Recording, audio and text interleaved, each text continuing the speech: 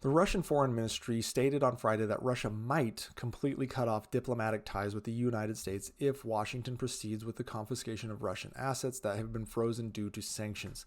And I emphasize might because Russia is being very careful here because they know that a severing of diplomatic ties, while being somewhat hard hitting on the saber rattling stage, actually hurt Russia far more than they hurt the US.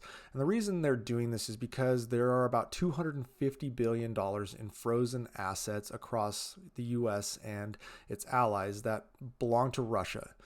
And if those assets were to be confiscated and sold off or provided to Ukraine so they could fund a war effort or as reparations, it could definitely hurt Russia's standing.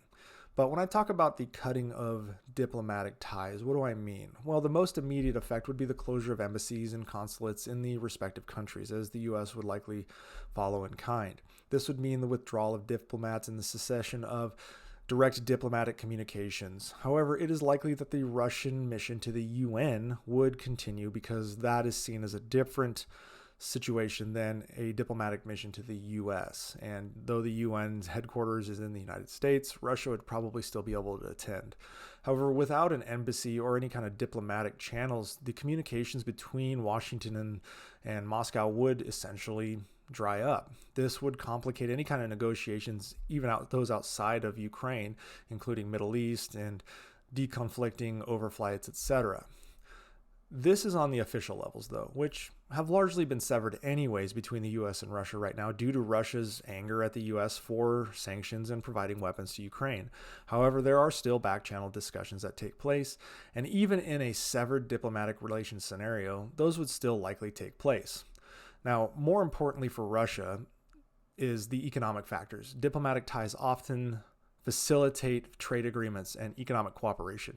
Severing those ties could lead to further reductions or a complete cessation of bilateral trade with the US, but also because of the larger US influence, severing of ties for other countries that Russia sees as critical for its needs. And this is where the breakdown in trade absolutely hurts Russia more than it hurts the US.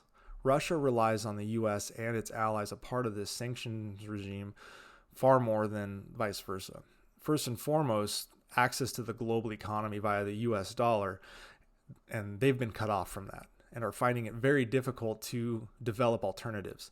In fact, members of the Russian State Duma have lashed out at the Kremlin's economic policymakers for not being able to create a non-dollar transaction system for all but Chinese transactions. This has led to Russian global trade dropping to Soviet-era levels due to these sanctions. Sanctions which recently have targeted Russia's lucrative diamond operations.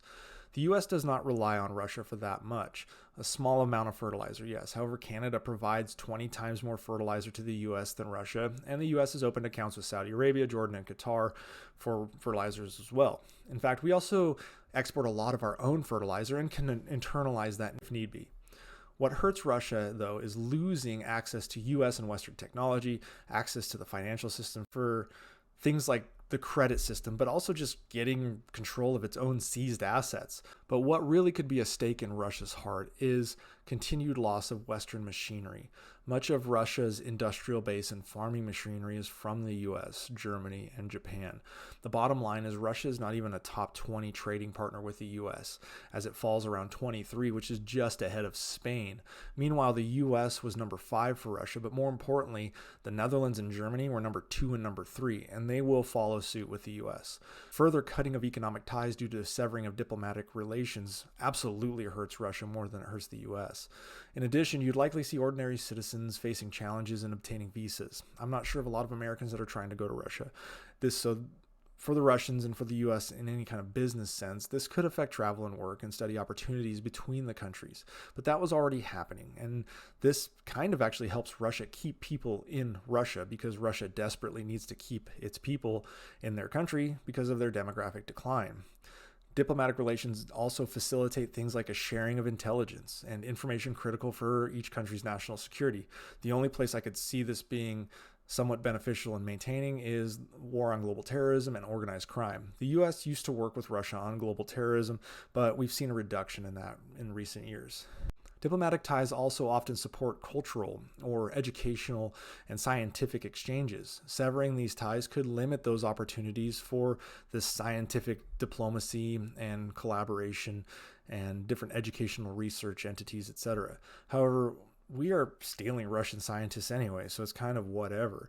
The Russian Academy of Sciences said that since the war started last year, some 50,000 Russian scientists and engineers have fled Russia. Novaya Gazeta added that this estimate is likely very conservative because it only included cases that could be publicly verified. There's a lot of Russian engineers and scientists that are smart enough to get out of that country without the government knowing it. But even before the war started, Russia saw a 25% drop in total scientists and engineers living in their country since 2000. So that brain drain, that educational sharing, is already benefiting the US anyways. There's obviously a concern about nuclear weapons communication, and that largely will continue because neither country wants to misconstrue a missile test as a nuclear launch. Thus, those communications will be maintained.